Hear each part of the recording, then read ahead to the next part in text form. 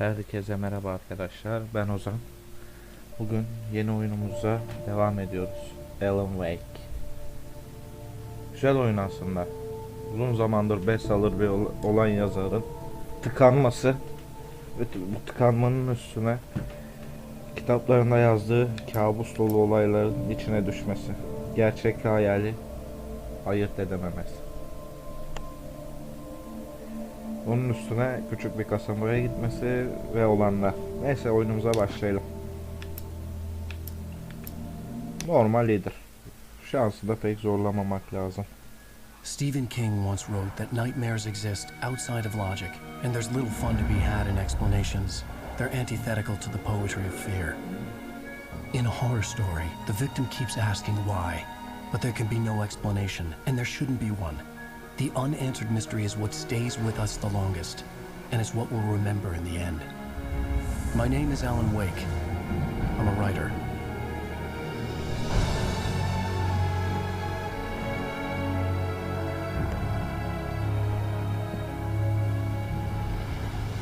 I've always had a vivid imagination, but this dream unsettled me.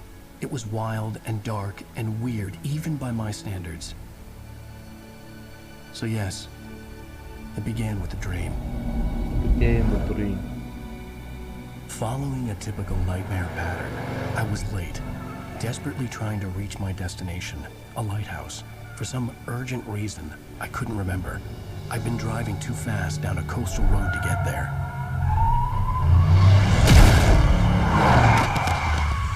Oo, ezdik adamı. I'd seen the hitchhiker too late.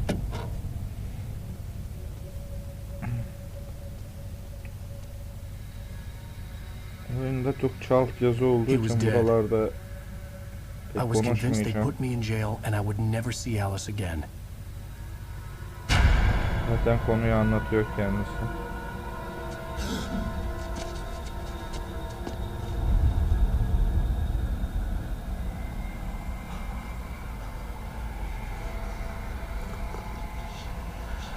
Suddenly, his body was gone. I was in shock from the crash. I could hardly stand my feet.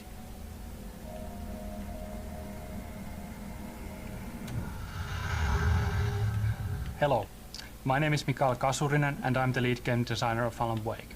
This is a video game commentary that spans throughout the whole game. Commentators will appear like this on the screen every time there's something that we like to talk about. But be aware that this commentary is full of spoilers. If you haven't played the game yet and you want to experience it as it was meant to be played, stop now, go back to the option screen and turn off the commentary. You can always come back later. This commentary is location based, so every time you hear a commentary that you want to listen to, stop moving and don't try to advance to the next location. Feel free to look around, but moving forward in the level might actually override the existing commentary. The only way to replay a comment is to restart the last checkpoint. Now, enjoy the commentary and have fun. Hiya, my name is Tim Longquist. I'm one of the level designers of Alan Wake. Hello, my name is Tero Tosa. I'm a senior environment artist at Remedy. Hi, I'm Mikko Rautalahti and I'm a writer here at Remedy. Yazarı bu. Onu tanıtıyorsunuz, şey yapıyorsunuz ya. Bırakın oynayalım ha. Since dreams and dreamlike states are a big deal for us, it's kind of fitting that we start things off with a good old-fashioned nightmare. We also do a couple of other things here though. For example, we introduced Thomas Zane. We don't call him that yet, but that's what the big floating ball of light is. And we also do a tutorial here, and that was actually kind of challenging because it's not very easy to marry the idea of a story introduction and a tutorial together, but you know, I think we did an okay job with that. Ben okey değilim ha. Tamam, bitti sonunda. Ha.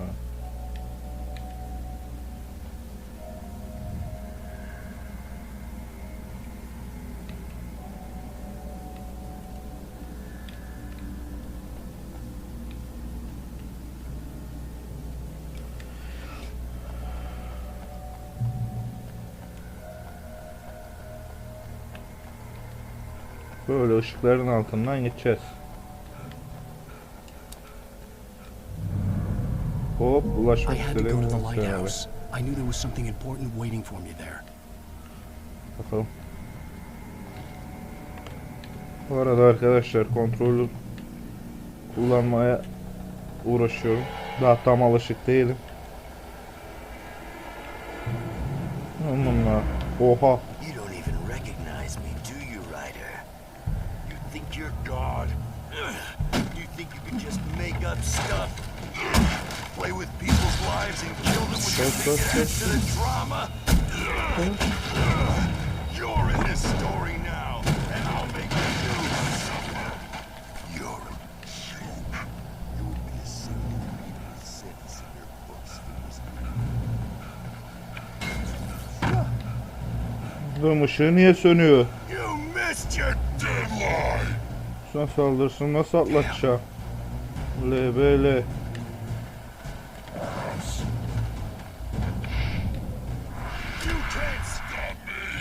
Oğlum durduramam da. Nesin sen?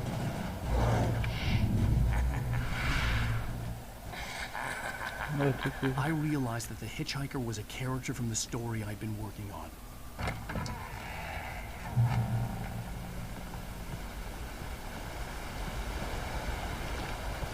How does it feel to die by the hands of your own creation?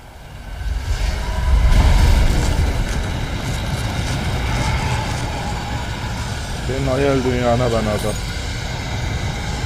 Vallahi bak senin hayal dünyana ben.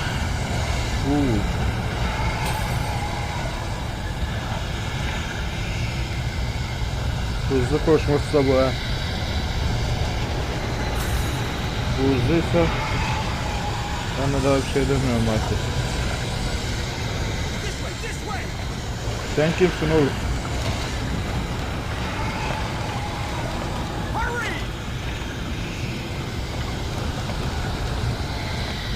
Öyle.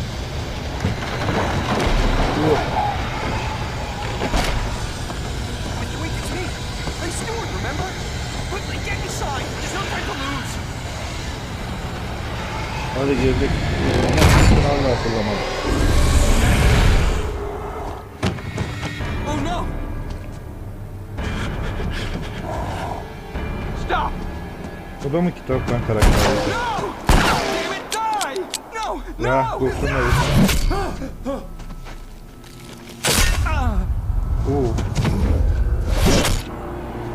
Öldü. Ay sen baltayı nereden buldun? I was trapped. There was no way out. Yürü oluyor. Bu ne lan?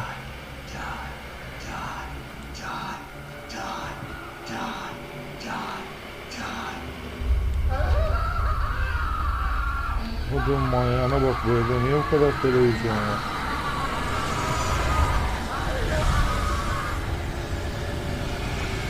Kapayamıyorum ben bunları. The cabin was a death trap. I had to get out.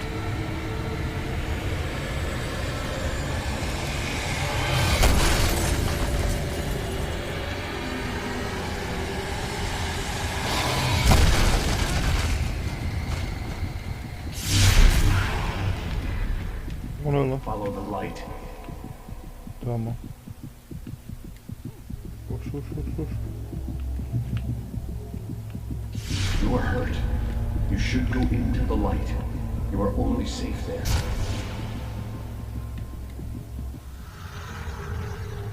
The light pole that you see in front of you is a crucial piece in the gameplay of Alan Wake.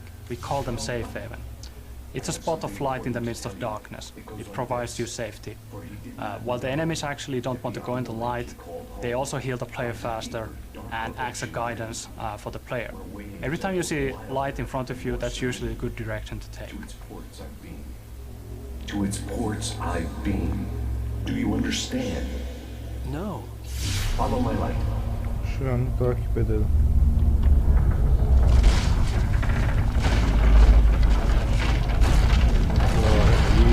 Gücüne bak sen, merdiven inşa et.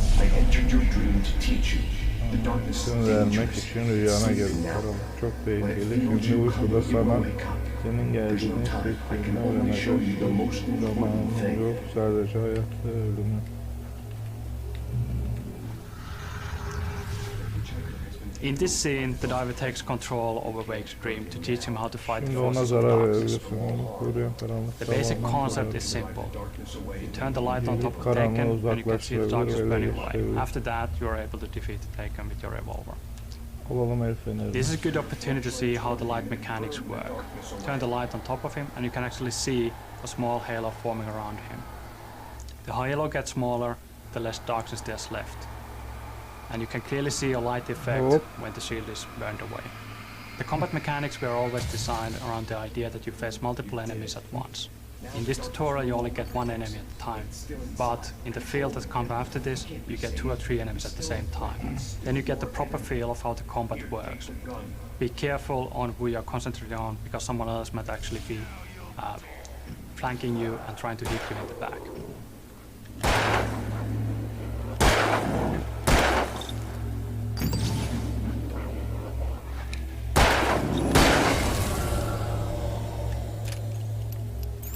Good. You've done well. Remember what I've taught you. That is all. I will give you back your dream now. In the nightmare, a terrible darkness was taking over the world. The lighthouse was the last safe place on Earth. Hadi bakalım, tek güvenli yere gidiyor.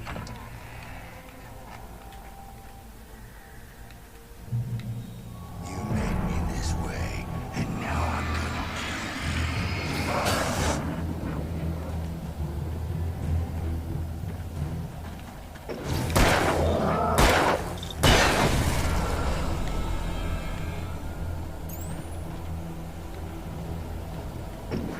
This is it!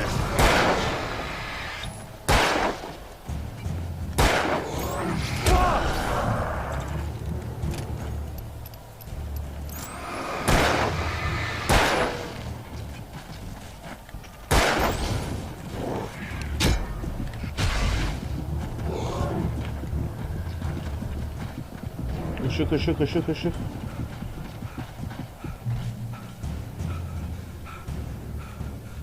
Oo, ölüyorduk la.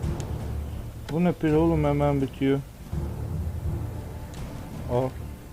Fişek tabancası mermisi al.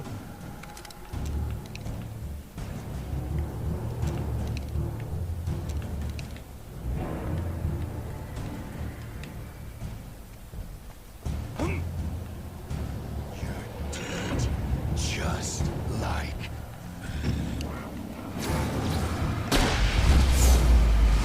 Alın size fişek tabancası. Ya.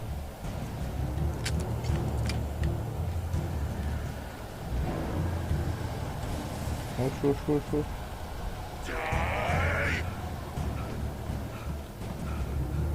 Öleceğim ama daha değil. Bu adam yaşamaz yani böyle. I can keep this up forever.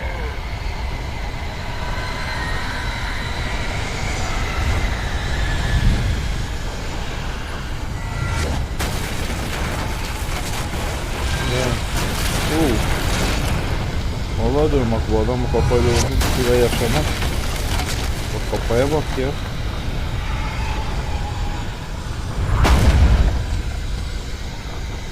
Koş. Lighthouse. Kilise anasını satayım. Vay cami. Kutsal topraklara geldik. Ya devam. Koştu. Hadi. Yapıştır. Salla.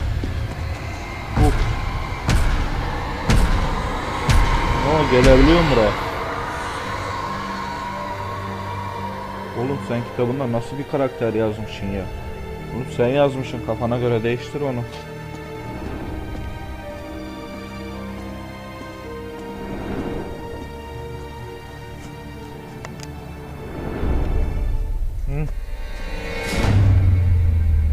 Hadi bakayım. Ne oldu? Kestiler elektriğini.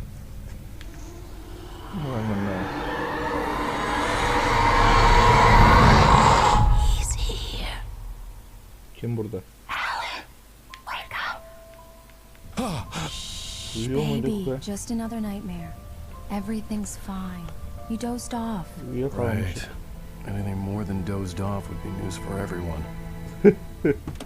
Cheer up, handsome. We're here. Geldik. Ha bir de unutmadan söyleyeyim, bu kasabada bizim karı bize bir tane psikolog ayarlıyor. Kafa doktoru, deli doktoru, ne derseniz deyin artık. Yani, tamam, kafa dinlemeye gidiyoruz da bir sebebi de o.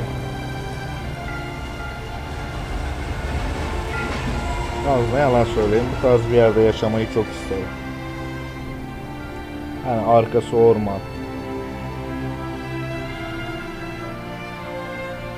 Tamam.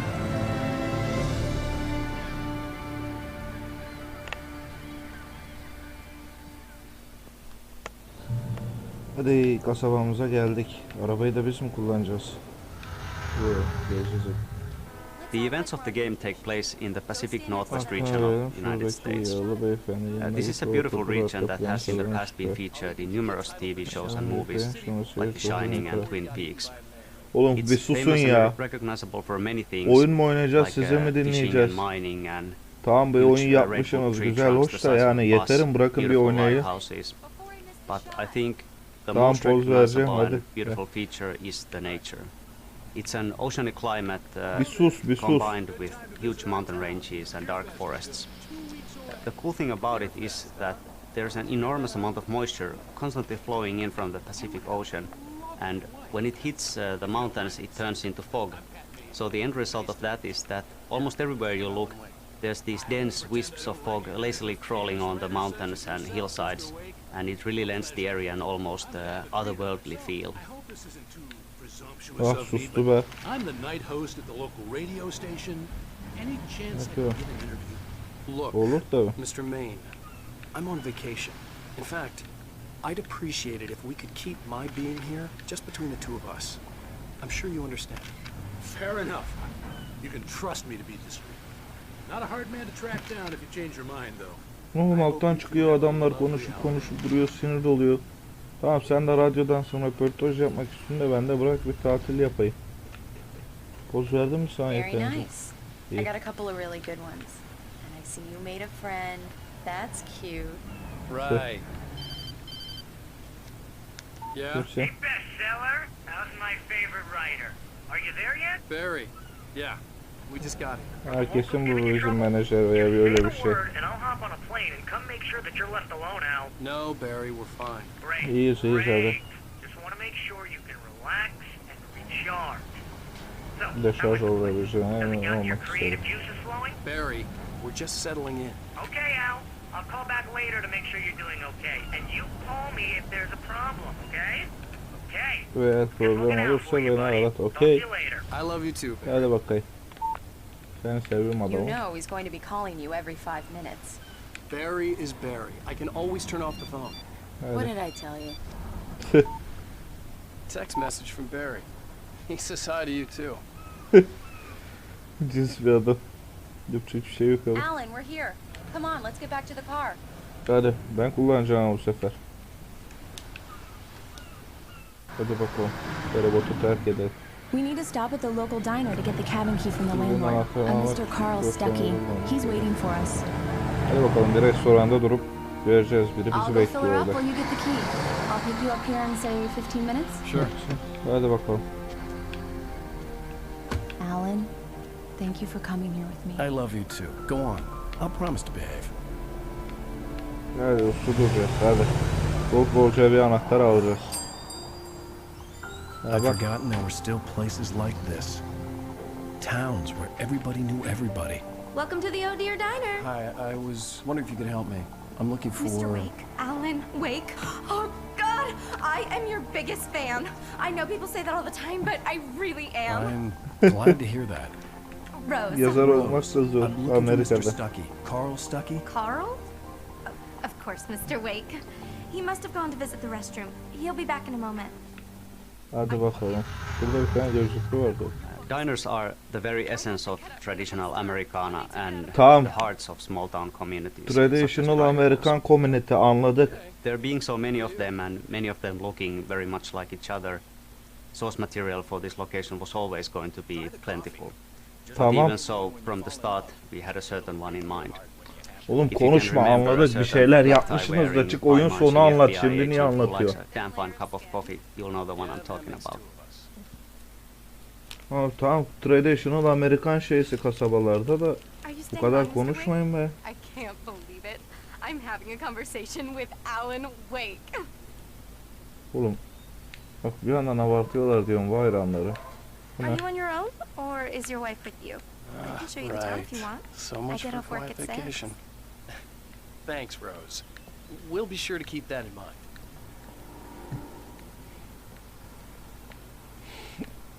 Sağ solu inceleyelim. Klasik Amerikan şeysini geldi adam yanında 2 saat anlattı. Do me a favor, Sonny. I could really use a tune right now. Kulağımızın Coconut, kokusu. number 6 in the jukebox. I'd do it myself, but Tamam. both of my legs have gone to sleep. Bad circulation. Hadi dayı. Are you serious? Coconut again? You disgust me. Call yourself a Hadi rocker. bakalım. Unbelievable. Çalacak mı müzik? Stuff only. It does that. Get stuck. Yeah. You Buna- need to give it a good solid whack. Don't go in there, young man. You can hurt yourself in the dark. I think I can handle it, ma'am. I didn't want to wait. I wanted to find Stucky, to get the key and get out as soon as possible. The waitress was giving me a headache. Overeager fans always did. Sabırsız hayranlar daima. Oğlum keşke Türkiye'de olsan sen kafayı yerdin. Kitap yazarın olacak bir de öyle hayranın olacak ya. Anca saçma sapan kitaplar yazacaksın ki yazdığın kitaplar bilinsin. Çıkış kapalı. Giremiyoruz, sapıklık yapamıyoruz. Hello? Geldik. Adamlar tuvaletine. Mr. Stucky?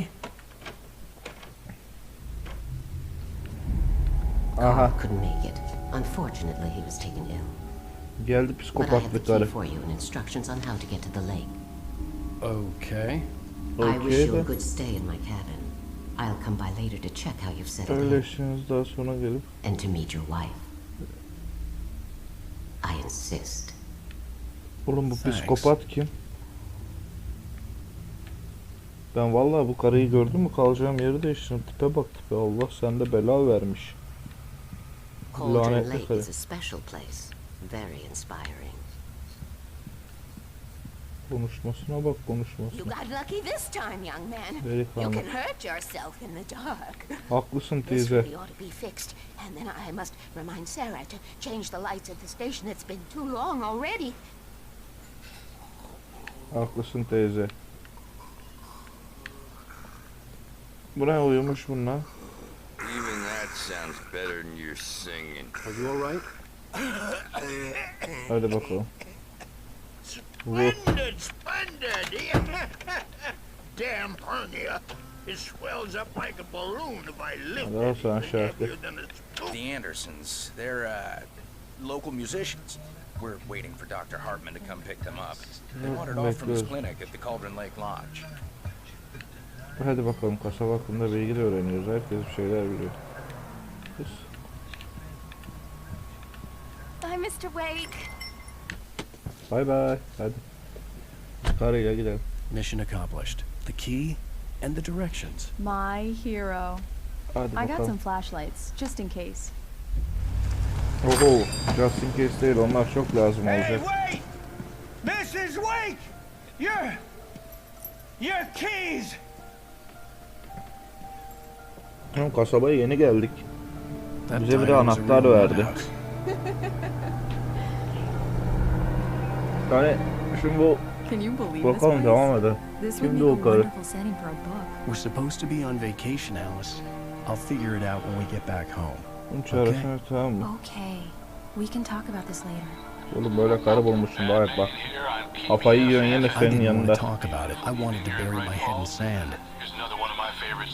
Once upon a time, I was a successful writer, but that was a long time ago. I hadn't been able to write a word in 2 years, not since my last book. Son kitabından beri 2 yıldır eline kalem almamış.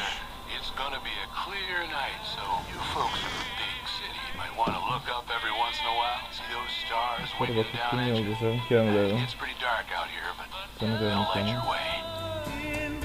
Hadi bakalım.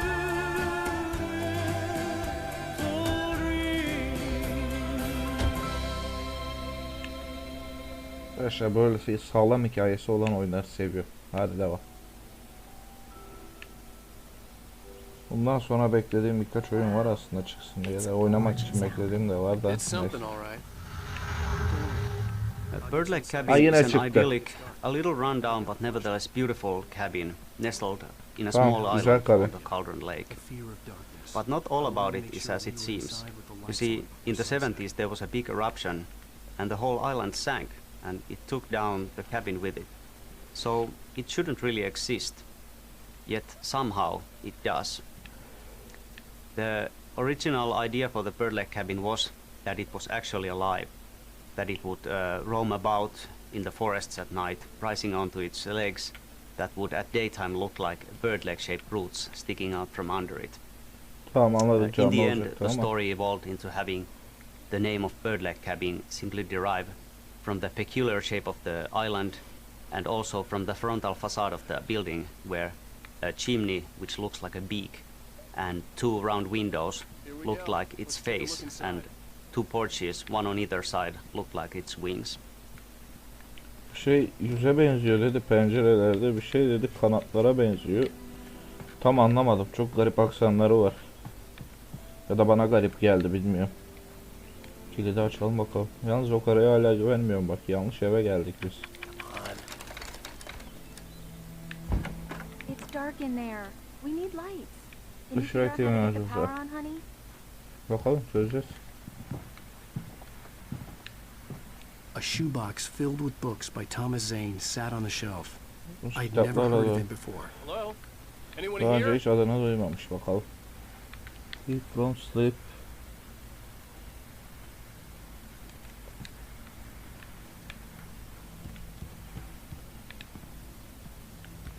Hop, bir kahve termosu da. Bunlar ne işe yarayacak bilmiyorum ama.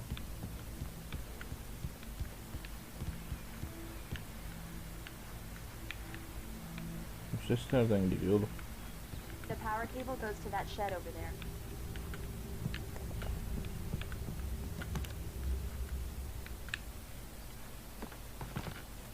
Bakalım buraya kadar geliyormuş. Bu ne? An old generator had been connected to the power cable. Ha. Yeşilde, tamam, okey.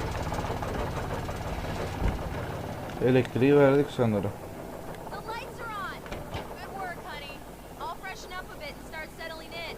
Okay, I'll look around a bit. The island had once been the site for a love story. Maybe it would be that. Ne oldu lan? It was a beautiful place. Güzel yermiş. I told myself I could rest here, sleep here, and forget about my work. İşi unuturmuş burada. I thought we could be happy here. Güzel düşünmüşüm. We spend a lot of time talking about Alice in the game, but we don't actually see all that much of her because she disappears. That's why it was very important for us to establish her as a major force in Wake's life in the very beginning of the game. Their relationship is very interesting because Alice is actually a lot smarter and stronger than Wake is. She's capable of manipulating him and is quite willing to do so if need be. That's how they ended up at Cauldron Lake in the first place. Beni manipüle ediyormuş. But what she does out of love. She really just wants to help. Ama seviyormuş beni, yardım etmek and he does istiyormuş. need all that help because he kind of falls apart without her. She's a lot stronger than that. She could survive without him, but çok I'm not sure if ve Wake beni could ever kurtarmak live without istiyormuş. Alice. Yazmak için yer buldum. Surprise! Alice, what is this? I guess I have a small confession to make.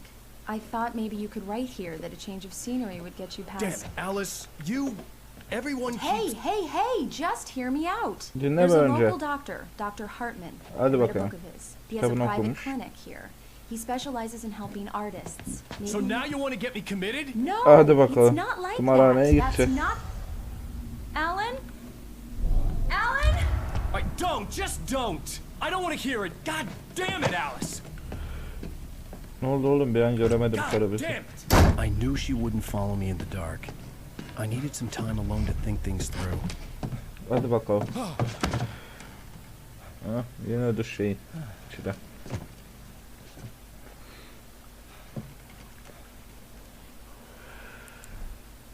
Ha.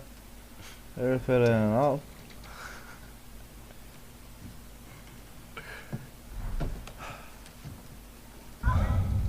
Alice? Hadi bakayım. Alice? Alice! Koş koş koş. The cabin had gone dark. All the lights were out. Alan Wake has a lot of problems. His marriage is failing, he's suffering from the results of extremely poor impulse control, and frankly, the guy is a bit of a dick. He's not a bad writer, he's definitely a decent one, and obviously he's been very successful, but, you know, it's probably not a coincidence that the moment he sets out to... Alice? Alice? Aha, karı gitti. Arkadan kaçırdılar. Oo. Oh no! Atla atla atla.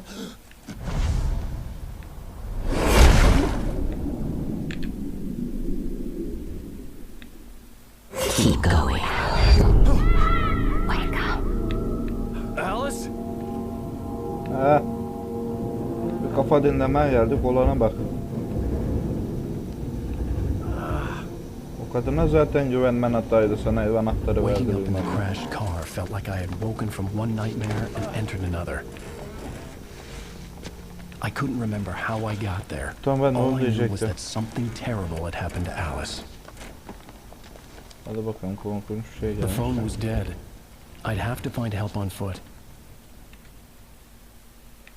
Nasıl gideceksin? Al başına belayı.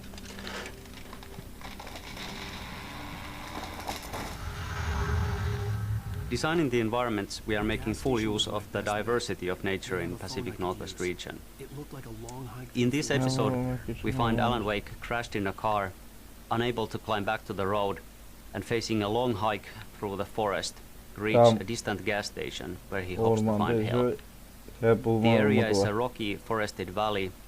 He has to go through a logging site and also a marshland that follows the bottom of the valley and a river crossing. In the end, there is a vintage old gas station to explore, so really it's a visually very interesting location. Araba intihar etti. Oğlum bir konuşmayın ya, vallahi bak. Sinir bozuyorsunuz, her şeyi tık tık tık anlatıyorsunuz. Benzin istasyonuna ulaş. Ben de ona uğraşıyorum. Tabii el feneri falan verin bana. Bak adam da hemen yoruluyor böyle. Hello? Hello. Aha geldi ışık bizim. Bizim birader geldi. Hello? Someone there?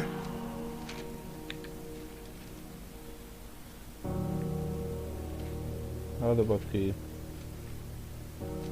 The loose sheets of paper were pages from a manuscript entitled Departure. That was the name I planned to use for the next novel I had never gotten started. I was named the author. I hadn't written it. I couldn't remember writing it. In the scene on the page, the hero was attacked by an axe murderer in the woods at night. Baltalı bir katil. Ah, bizi kovalayan şey.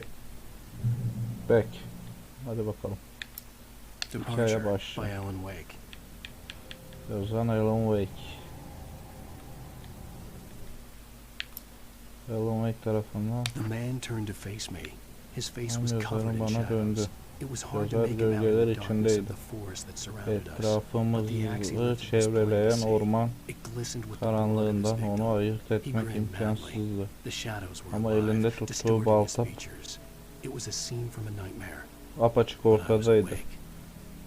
Kurbanının kanıyla kesik sesi parlıyordu. Ve sürüttü. Bölgeler canlıydı. Hareket ederek adamın şeklini bozuyorlardı. Bir kabustan fırlamış gibiydi. Bir sahneydi. Ama ben uyanıktım. Hadi bakalım. Kendi kitabımızın içindeyiz sanki. Ama yazmadığımız bir kitap. Sadece yazmayı Oğlum çıkmayın yeter bak. As you can see, Wake has just found his first manuscript pages. They just sort of floated down from an unearthly light. And the manuscript is really one of our main storytelling tools in the whole thing, and one of our most important concepts in the entire game. Tamam, en önemli that konsept. was actually really difficult to write because you know, you don't have a lot of space there. You have a couple of paragraphs, and you kind of need to be able to tell a little story there. Yeah, and I also think that manuscript pages are a Oyunu big part Türkçe of olması the iyi mi whole geldi, Alan kötü Wake mü geldi emin experience. değilim şu While an. it also tells a lot about the world itself, it also gives you a really deep history of different characters in the game. Yeah, and it feels kind of natural too because you know, we sort of Kaza made the geçirdim hadi. pages a part of the whole thing. Oğlum They're not susun just sort of, susun. you know, random things. Bakayım bunu in the, you know, kapatma sort yolu of- yok mu ya? Seçenekler. Kapalı. Ha şöyle ya. Allah Allah, rahat rahat oyun oynayalım ya. Geliyor orada dı konuşuyor. Oyunun zevkinin içine sıçıyor. Allah Allah. Hadi kayıt noktasına ulaştık. Tamam bakayım, oradan uçuyorsun. Geliyor The lights up ormana. ahead were a good sign. Maybe I wouldn't have to hike all the way down to the gas station to find a phone. Benzinliğe gerek kalmayacak. Bu bok kalmayacak. O benzinliği gördün ya, öyle böyle gideceksin o benzinliğe. Oradan alacak bir şey var mı? Yok. Ne yok? Hadi bakalım.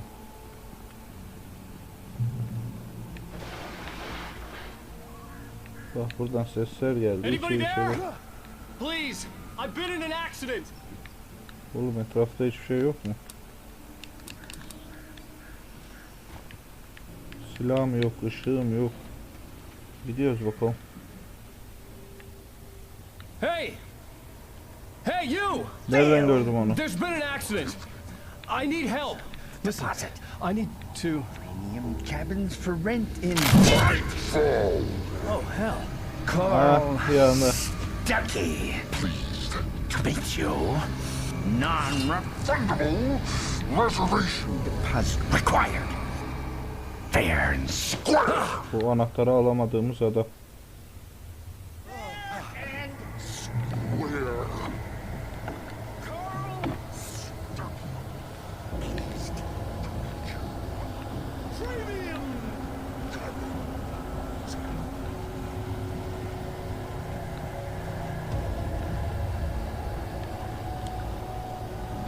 Ne yapacağım oğlum ben burada? Sıkıştık kaldık. Nereye gideceğiz? Aha bu ne?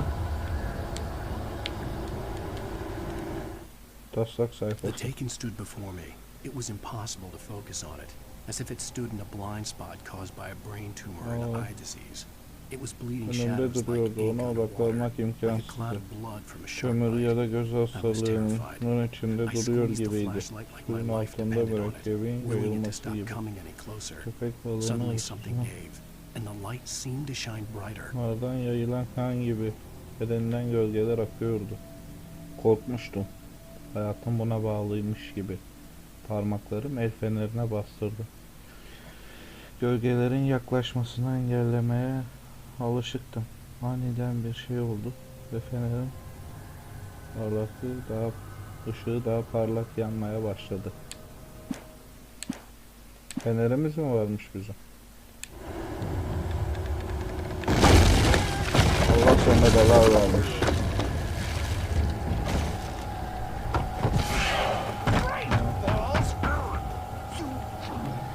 Aha, ışık.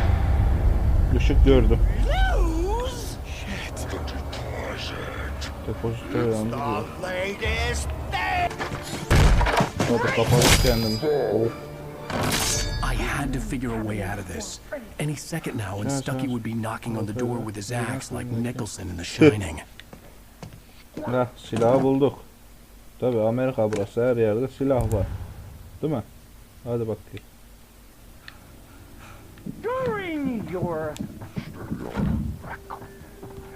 trying. It's the latest in. Yes. Hadi. Great Falls Sheriff Station. Ah, tamam. Allah sende bela versin, adam devirdi komple. This is bad.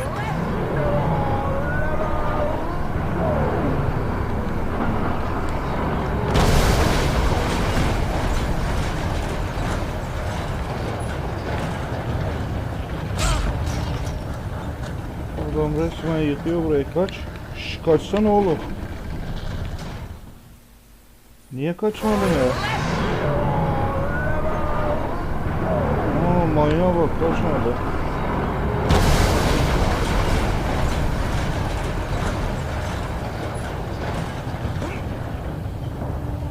Nereye kaçacağım ya ben? Of. Buradan kaçmayacağım kesinmiş. Al pili. Pil önemli. Yürüsene oğlum.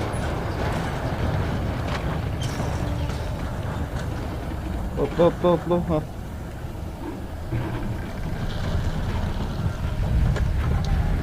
Hadi bakalım.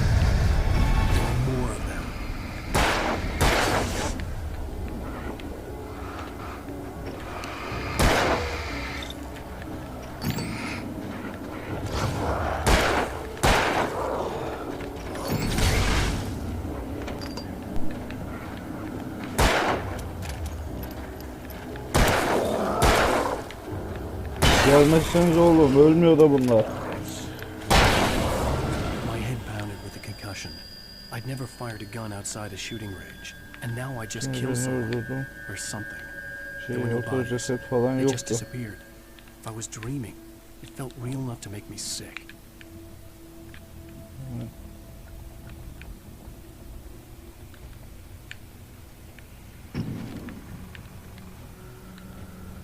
Bir doluyor gerçi sanki de.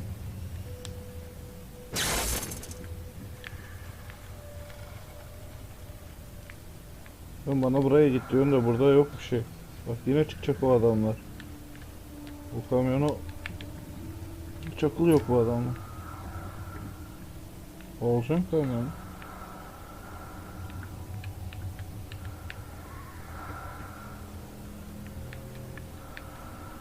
Bakayım oklar bir şey gösteriyor mu? Eerie hand-painted graffiti was revealed by my flashlight. Someone had hidden a chest of supplies near it.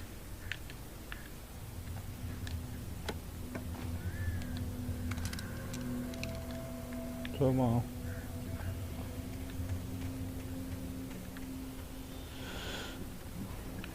Nasıl bir manyak kafa var sende? Hakikaten böyle bir kitap yazacak.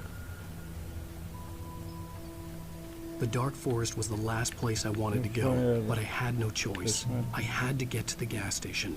Tamam, benzin istasyonuna gittim.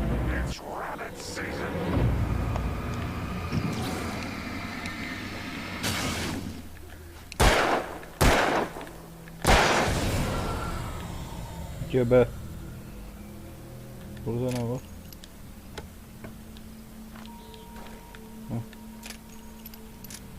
Altı patlar mermisi. Dur. Kafa. Hadi bakayım. Bak ben dedim o kadar da var bir şey. Bak. What the hell was that? Ne o karı bak, o var o karı oğlum bir şey. O karı musallat etti bu adam başımıza. When I saw the river below, something uncoiled itself inside my head. I realized that I'd have to find a way across. I didn't even want to look at the water. Bakmak bile istemiyordu. Baktayız ama görüyoruz mecbur.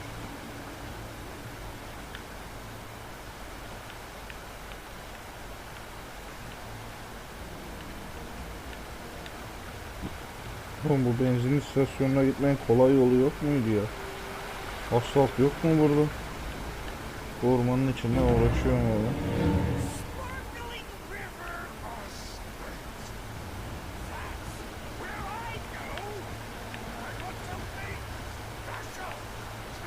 Neredesin oğlum, adam gibi çık. Ha. Sinsice gözetliyor da erkekse çıksın karşıma. Çıksana oğlum. Tek noktasına ulaş ya. Şimdi çıkar.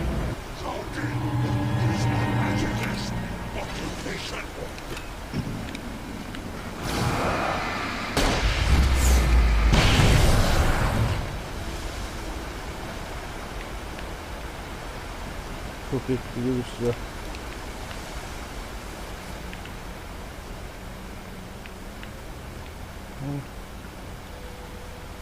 Çıksana oğlum şuraya.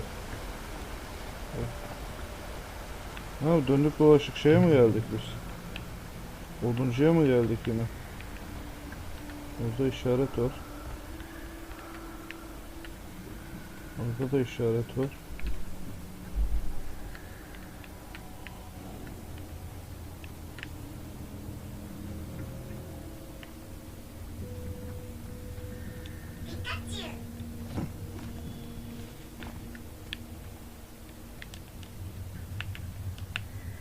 Buradan gidemiyoruz anlaşılan.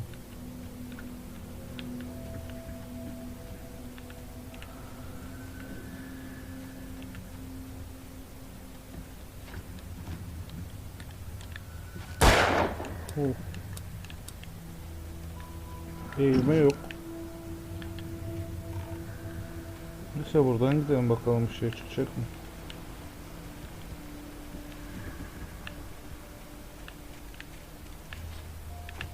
Burada da yok bir şey.